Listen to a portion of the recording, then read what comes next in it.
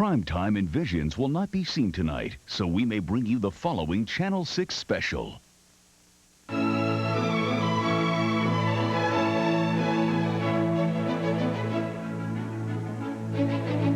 Action News presents Great Gardeners of the World, a preview of the 2001 Philadelphia Flower Show. And now, live from the Pennsylvania Convention Center, your hosts for the evening, Action News weather anchors Dave Roberts and Cecily Tynan. Hi, everybody, and welcome. Well, what a beautiful place this is to be, especially, Cecily, with a snowstorm on the way. That's right, Dave. You know, there's no signs of winter in here, though. This is just spring and summer, and we're anxious to bring you a breathtaking tour. From now through next Sunday, the Pennsylvania Convention Center has been transformed into a spring and summer wonderland, where visitors can revel in the glorious sights and aromas of a floral paradise. This is the country's largest indoor flower show, featuring the area's premier landscape designers and florists. They turn more than 33 acres of convention floor space into a magical world of beautiful flowers and exotic plants, all in full bloom at this very moment. And in the next hour, we'll take you on a tour through the centuries and around the world of the most inspired gardens in history. And Dave, we are here tonight at the very exclusive black tie preview party. Hoity-toity. No doubt about that. You look lovely, young lady. You look very dapper. Thank you, sir. We are standing, ma'am. We are standing in the Burke Brothers exhibit. And boy, is this gorgeous. It certainly is. You know, it even smells good in here. And the other members of our Action News AccuWeather team are also part of the show tonight. First, let's go to SallyAnn Mosey. Hi, SallyAnn. Hi, Cecily. Hi, Dave. Good evening, everyone. I'm here to show you a demonstration of the Challenge Class competition. It's really unique. It's something you're really going to love. I'm going to explain it to you with the help of a few friends. I have Audrey Nichols here from the Garden Club of Philadelphia. I have Sally Humphreys here, and she is with the Huntingdon Valley Garden Club. I'm going to put you guys right to work, and I'm going to explain to you what's going to happen here. Go right ahead. What they have here are the same materials. They're each going to get the same amount of time, which isn't a lot here this evening, to come up with something very unique, a creative arrangement. It promises to be very interesting, so check in with us a little bit later on as we see what they come up with as they create an arrangement. Back to you, Dave and Cecily. All right, thanks, SallyAnn. We may actually learn something as well. Oh, I'm planning on that. Let me tell you. Let's check in with David Murphy now. David, how we doing? Pretty good. Hey, I got an idea, guys. Why don't we all close our eyes and make a wish? And maybe over the next couple of days, this is the weather we'll actually wind up with. This is absolutely gorgeous, and you guys said it. It smells great in here. It feels absolutely great. Over the next hour, I'll be introducing you to a couple of master gardeners, one from the main line, and we'll also talk to some very fierce competitors, and they may surprise you. These are kids who are bringing with them to the flower show a lot of competitive spirit and some school spirit, too, from two local high schools. So we'll talk to them a little bit later on. In the meantime, enjoy the aroma, huh, Dave, Cecily? Nice. Thanks, David. We'll be getting back to you. You know, there are so many exhibits here, and each one is unique. Have you ever wondered, Cecily, why where do they get all those ideas and designs? Well, we have the answer, Dave. We actually followed one exhibit from the very start to the very finish.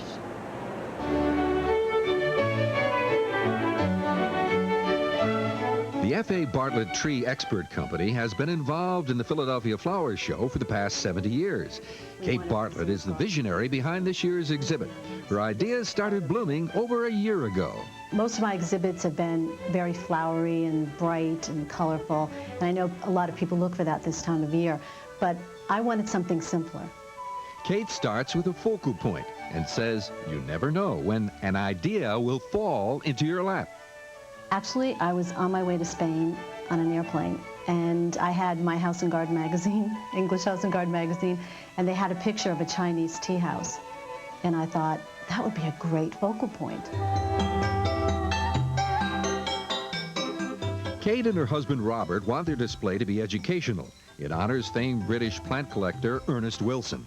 A century ago, he introduced more than 1,000 plants to the West from Asia.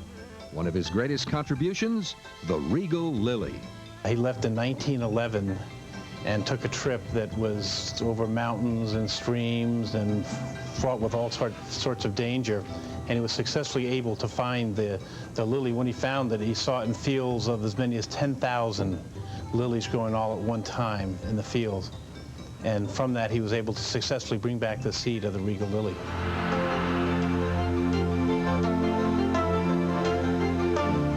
In his memory, 1,500 regal lilies will blossom in their exhibit, Risking All for the Regal Lily. The more than 3,000 plants Wilson discovered were painstakingly chosen, then forced to bloom early in a greenhouse. Got it. Just days before the flower show, a year's worth of work is loaded into the Pennsylvania Convention Center. And that's when Kate Bartlett will see her vision come alive. I think I'll be stunned because it's like trying to decorate an enormous house and not having any dress rehearsal. You have no idea until you get there if it all works, if it all fits together. And you only have 5 days to do it. They pulled it off. A manicured garden surrounds a beautiful 2-story tea house. The terrain includes a rolling oriental hillside. There are 60 different climbing vines and bamboo plants 32 feet tall. This is when spring begins for me. When I come home from Philadelphia after the flower show, it's the beginning of spring. No matter, maybe snowing outside and 20 degrees, but spring has begun, at least in my mind. And when you come down to the flower show, you can meet Ernest Wilson himself. Well, sort of. There's an actor portraying the man who has described himself as the Indiana Jones of the horticultural world. Cecily? All right, thanks, Dave. Great story. With me now, the brain trust behind this event, Jane Pepper, president of the Pennsylvania Horticultural Society. Thank you for being here. Also, Ed Lindemann, the flower show designer and director. Let me ask you, first of all, what inspired this year's theme, Great Gardeners of the World? Well, there's so many great gardeners in the world that we felt that we had to put them together. Isn't that right, Ed? Here and share them with our public. Sure. And you think we have some great gardeners here in the Delaware Valley, obviously? We have winners here, so put them together with a couple of people from England and different countries, and it really makes a wonderful show. Now, we do have a lot of people here for the black tie preview, but for the folks at home who want to come and see this, what are some of the highlights of the show this year? Well, I think combined with excellent horticulture, good plants, we have a lot of theatrical effects. So this show really comes alive. There's a lot of things for people to watch and participate in. And I think they'll have fun doing that. I've seen lights flickering all over the place and waterfalls, and thank you so much, and it should be a very interesting show. You know, throughout the show tonight, we'll be introducing you to 7 exhibitors. All were award winners last year. They all hope to capture prizes again tonight. Now, every year, the J. Franklin Steyer Nurseries in Concordville, Pennsylvania gets everyone talking, and this year its entry is called Plant Man. This year, the idea of having movement is very important in our display because people are captivated by it. And it's like a television commercial. We want your attention for 3 minutes. That's all we're looking for, 3 minutes. So we have an air-inflated balloon that moves on a 3-minute cycle that's timed with lights that is going to cause you to stop and look.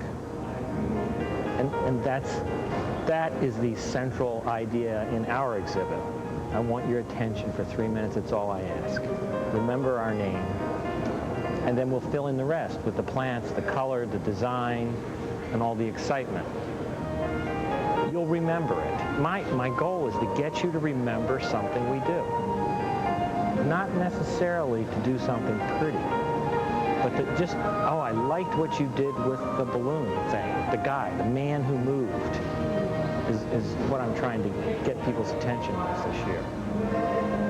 So I looked for plants that had qualities that were either stick figure-like or human-like or unusual shapes that repeated the movement of this balloon.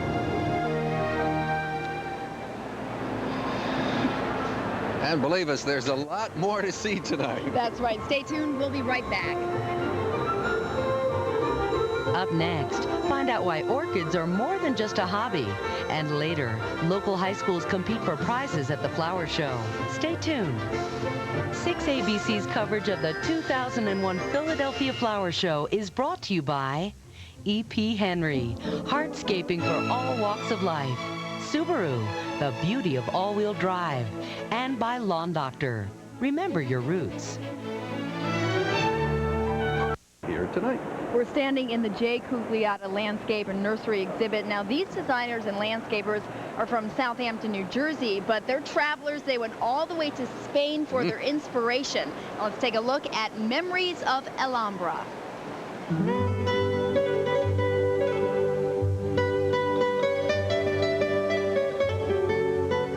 decided to use Alhambra as an inspiration for this year's flower show based on a fascination that I had with some of the water features of that particular garden.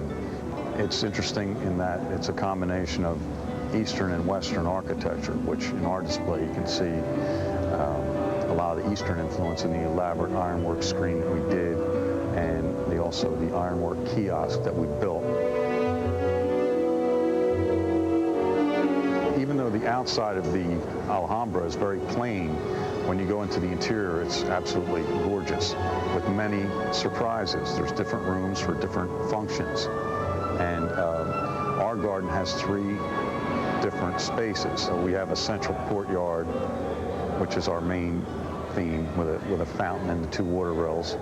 And then we have a ironwork trellis that leads to the kiosk, and that's elaborately planted with wisteria vines and shrub roses, annuals, perennials, and so you have a nice secluded feeling there. And then a backdrop for all that would be, there's a woodland fantasy garden, so as you look at the whole garden, you can kind of lose yourself in that fantasy garden. Well, orchids are one of my personal favorites, and there are more different kinds of orchids than any other flower in history. The plant kingdom and the beauty infects humans with something called orchid fever. Orchid fever. And I've been told, some have suggested that it suggests love, lust, and lunacy.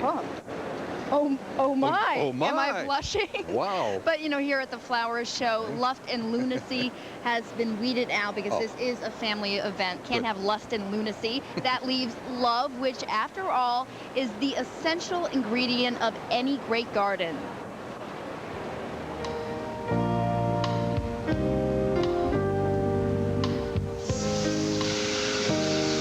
Schwartz's great garden is her collection of orchids that she grows in her Center City greenhouse. Well, I always loved flowers, sometimes more than people. Every orchid blooms once a year. They can continue for more than a century. How long the blooms last vary from a few days to a few months. Oh, it's so exciting when you see the buds and then you wait, and then I keep a little tab on when they bloomed last, because most of them bloom just once a year. And to know that they're blooming at the very same time that they did last year. And there are a few of them that bloom more frequently. But it's exciting. They're little babies. In the Delaware Valley, one of the biggest nurseries for these babies is Waldor Orchids in Linwood, New Jersey, a few miles south of Atlantic City. Here, orchids sell for just a few dollars to as many as thousands. Especially those that are known for their breeding potential, what we call stud plants. As a partner in Waldor Orchids, Walter Off searches the world for great stud plants. This week, he spent all his time right here preparing Waldor's exhibit, Madame Butterfly's Garden. It comes complete with a Madame Butterfly backdrop borrowed from the Opera Company of Philadelphia. We have a stream, we have the gateway where the opera performers would normally come in. Then we have the tea house, which takes up a very large area of it. And then, of course, we're going to have orchid plants, some really major orchid plants, very large specimens. It's the type of exhibit that can be overwhelming to orchid fanatics. Oh, I want to throw all mine out and start over again. It's exciting. It shows you what you can do. It really is exciting. And in addition to Madame Butterfly's Garden, there will also be individual orchids like this one on display at the show. This is where hobbyists can show off their prized plants. But be careful, Dave. Don't get too close. Otherwise, you could come away with an incurable case of orchid fever. I think I feel a case coming on, right? Uh-oh. Time now for our next close-up look from the American Institute of Floral Design. As interpreted by Michael O'Neill, it's called Mysteries of the Living World.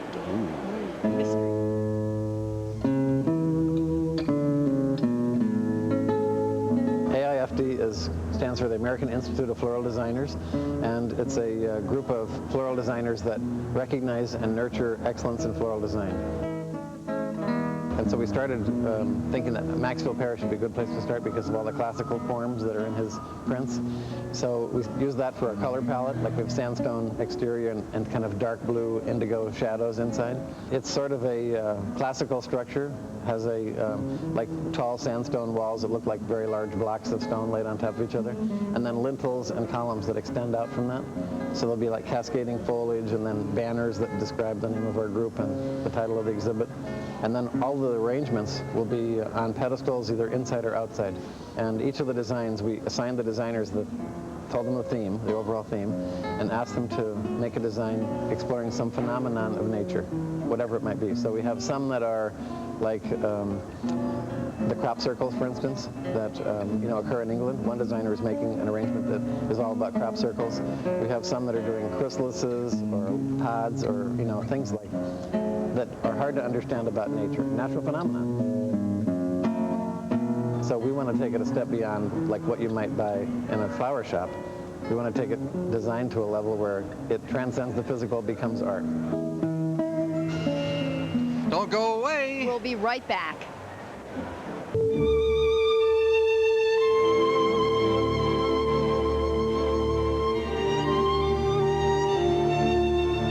Well, here we are at the Meadowbrook Nurseries exhibit. It is one of the great things about the Philadelphia Flower Show.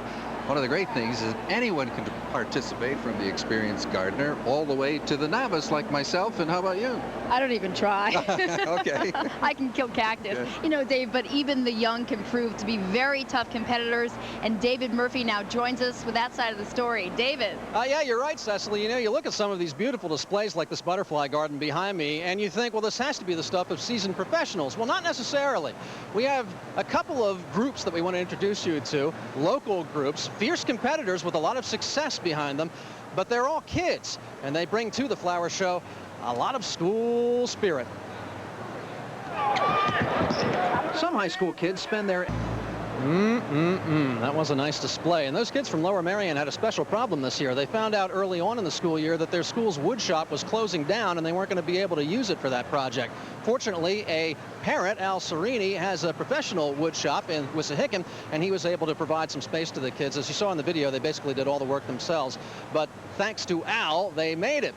In the meantime, I guess that's a lesson. You can garden whether you're old or whether you're young. And Cecily, I don't know. You're fairly young, so you should get out there and get your hands dirty, I think. I need to try a little harder. I'm getting inspired tonight. Thanks, David. Inspiration tonight. Thank you very much, David. Let's take another look at a major exhibit here at the Philadelphia Flower Show. That's right. Grab your scuba gear. William J. Franklin, florist in Philadelphia, takes us underwater into King Neptune's garden.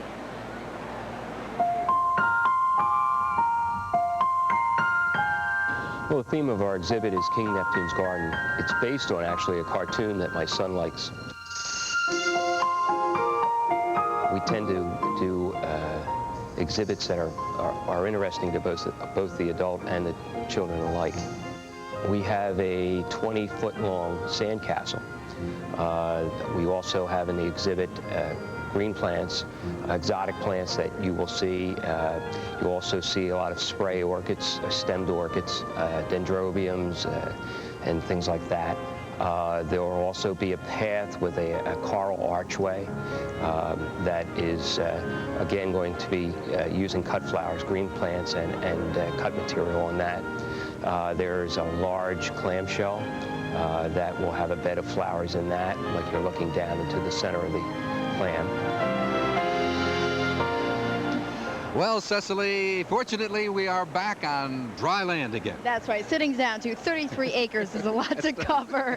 Now let's go back to SallyAnn Mosey and the challengers. SallyAnn. Thanks, Cecily, and welcome back to the challenge competition. I have two very talented women who are going to show you one of the most popular features of the garden show. We have Audrey Nichols. Now, her gardens have been featured in several magazines, including Martha Stewart Living and Philadelphia Magazine, and you can see here how she's decided to put things together. Same materials as Sally Humphreys has. Now, she is co-author of Never Enough Time, with a play on the garden time.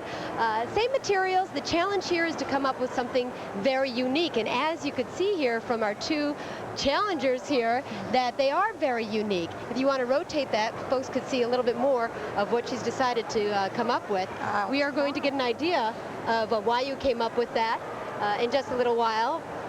Now, we're not going to be judging these tonight. This is just for a demonstration. That is a good thing. But as you can see, unique, very different displays with the same materials. So come back, because we're going to check in with them a little bit later on when we come back from the Philadelphia Flower Show in just a little while. Stay tuned.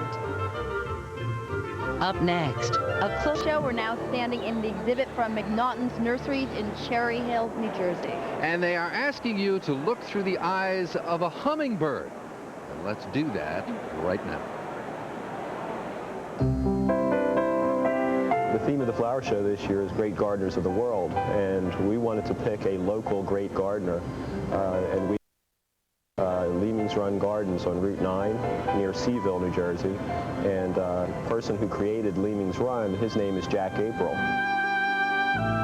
Our exhibit is different from some of the other exhibits and from past exhibits that we've done, mainly because we're using mostly annual plants, which we've had to grow from seed rather than perennial plants.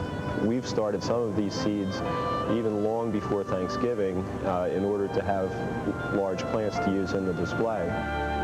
We're using things like coleus, we're using impatiens, we're using a lot of salvia because this is a hummingbird garden. The title is A Hummingbird's View. So we're using salvia because that's a hummingbird attractant. We're also using some other native plants that would have been indigenous to the area where Leaming's Run Gardens is located. We're going to be allowing visitors to the flower show to walk through our display. And the reason for that is it's very important that we get them into this display where they can appreciate the different views that we're setting up for them. And it really feels like July, doesn't it, Cecily, with all these summer annuals in bloom? It really does. It makes you tempted actually to just stay here for about the next 4 days. Let's do that. Stay out of the snow. Right. You know, David Murphy would probably appreciate that as well. He right now is with two of the world's great gardeners. David. I sure am, and one is local. This is Chris Woods to my right, and we'll talk with Chris a moment about his garden in Wayne, Chanticleer, and also his display. But first, Penelope Hobhouse is with me, and you are a world-renowned garden designer, the author of several books. You appear on television often with the subject, and what we want to do here is show a little bit of... Just on a set piece around a ruin. We actually built a ruin last year, and now we have a false ruin. Here it is here, surrounded by palm trees because we have a tropical garden in the summer. We have all kinds of things going on. We also have a performance artist working to give it a little life. And so what's interesting about the two gardens together is that Penny is English, I used to be English, and now I'm an American. So it's a hybridized garden by a hybridized American designer. I even see some wood nymphs dancing around in here every now and then, too, right? Yeah, we've kind of got the wicked spirit of nature working in the garden itself. All right, well, that's an absolutely beautiful garden as well. As you can see, if you come to the Philadelphia Flower Show, you've got a number of different things to look at and a lot of creativity going into the background of these setups as well. Cecily, Dave? Thanks once again, David. You know, all of these elaborate exhibits are displays of ingenuity and pure horticultural magic, and one of them has to be Romano's Landscaping from Pittman, New Jersey. That's right, David. It's very impressive. They decided to go for simplicity, and if you look very closely, you find out... Convention. The Philadelphia Green Program began in 1974 and is one of the largest and most comprehensive urban greening programs in the nation. Revenues from the flower show are being invested in greening projects in and around the city of Philadelphia through the efforts of this highly acclaimed program. Philadelphia Green has paved the way to a healthier future for green spaces in our city of brotherly love and now serves as a model program for cities nationwide. And a program that is sure to keep Philadelphia beautiful. Back to you, Dave and Cecily. Oh, thank you very much, SallyAnn. Well, how would you like to do a little California dreaming? I have my surfboard in the car. Okay. I'll go right now. That's where Robin and David Heller from Flowers by David in Langhorne decided to go with their exhibit. Take a look.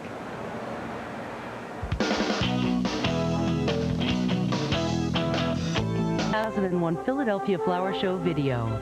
The cost is $19. That includes shipping, handling, and tax. You can order the video online at the Flower Show website or by calling 215-987 or by writing to the address you see on the screen. Welcome back. I'm here tonight with someone who has a real tough job, one of the 250 judges. This is Judith Zuck, president of the Brooklyn Botanic Garden. Thank you for being here tonight. You were judging the major exhibits.